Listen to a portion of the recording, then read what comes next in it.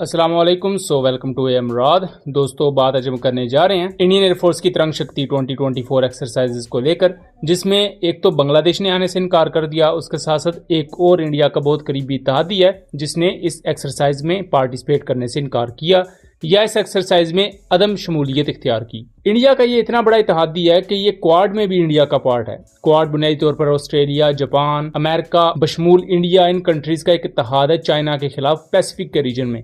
ये ना सिर्फ एक मिलिट्री का इत्तेहाद है बल्कि उसका साथ साथ इकोनॉमिक पैक्ट भी है कि ये कंट्रीज एक दूसरे की मदद करती हैं ताकि चाइना के मुकाबले में अपनी ताकत को बरकरार रख सकें।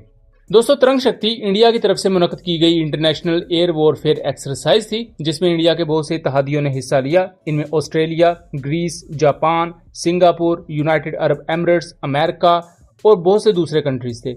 इसमें टोटल 11 कंट्रीज पार्टिसिपेट कर रहे थे जिन्होंने अपने फाइटर जेट्स को भेजा, और उसके साथ साथ 18 ऐसे मुल्क थे जिन्होंने सिर्फ अपने रिप्रेजेंटेटिव्स को या अपने कुछ ऑफिशियल्स को भेजा ताकि वो अपनी शमूलियत यहाँ जाहिर कर सकें। दोस्तों, बांग्लादेश ने अपने ना तो किसी फाइटर एयरक्राफ्ट को भेजा, ना ही बांग्लादेश ने अपने किसी ट्रांसपोर्ट एयरक्राफ्ट को भेजा, और ना ही बांग्लादेश ने अपने किसी भी एयरफोर्स ऑफिशियल को इंडिया में होने वाली इन एक्सरसाइज में भेजा।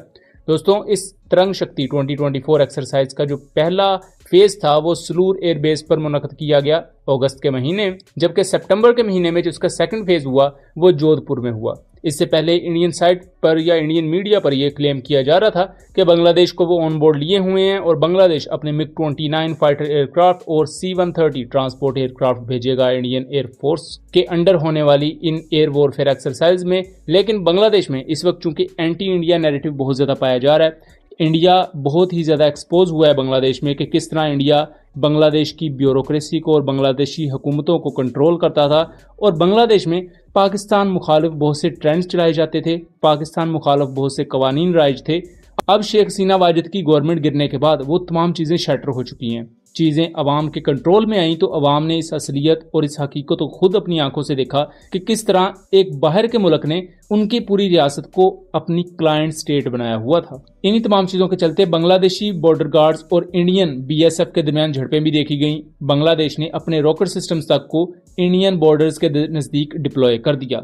इन पर हमने डिटेल वीडियोस बनाई हुई हैं, उनका लिंक डिस्क्रिप्शन में दे दूंगा। दोस्तों, बांग्लादेश की अदम शमूलियत पर तो हम बात कर चुके, इसके साथ साथ इंडिया का एक और अहम इत्तेहादी है जिसने इस एक्सरसाइज में ना आने का फैसला किया, और वो इत्तेहादी है जापान। दोस्तों, जापान ने अपने मित्सुबिशी F2 एयरक्राफ्ट भेजने थे इंडियन एयरफोर्स के अंडर इस एक्सरसाइज में, लेकिन जापानीज F2 मित्सुबिशी एयरक्राफ्ट कहीं भी नहीं देखे गए। तरंग शक्ति एक्सरसाइज के जितने भी प्रोमोज और ऑफिशियल सतह पर वीडियोज रिलीज की गई हैं उनमें जापान का ना तो कोई ऑफिशियल नजर आएगा, ना जापान का झंडा नजर आएगा, और ना ही जापान का कोई तैयारा नजर आएगा। जापान क्वाड का मेंबर है जिसका मेंबर आगे इंडिया भी है, और दोनों कंट्रीज के बहुत ज्यादा क्लोज रिलेशनशिप है। लेकिन 2023 के सेकंड हाफ में एक बहुत ही ज्यादा अजीब वाकया पेश आया कि इंडिया की एक कंपनी है SI2 इलेक्ट्रॉनिक्स जिस पर जापान ने पाबंदी लगा दी। इस पर ना सिर्फ जापान ने पाबंदी लगाई बल्कि अमेरिका ने भी पाबंदी लगा दी, क्योंकि इस कंपनी के ताल्लुकात थे रशिया के साथ तजारती तौर पर, और उसके साथ साथ ये कंपनी इंडियन DRDO के साथ भी काम करती है।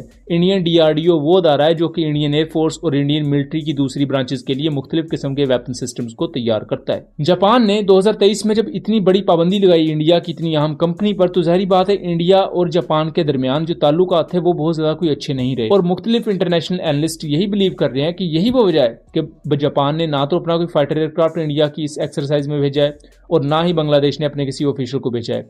ये एक्सरसाइजेज बहुत ज्यादा आम होती हैं इंटरनेशनल लेवल पर, आपकी रिकग्निशन का ये बायस बनती है, आपका एक नाम होता है कि आपने अपने मुल्क में इतने दूसरे फॉरेन कंट्रीज की एयर फोर्सेस को इकट्ठा किया।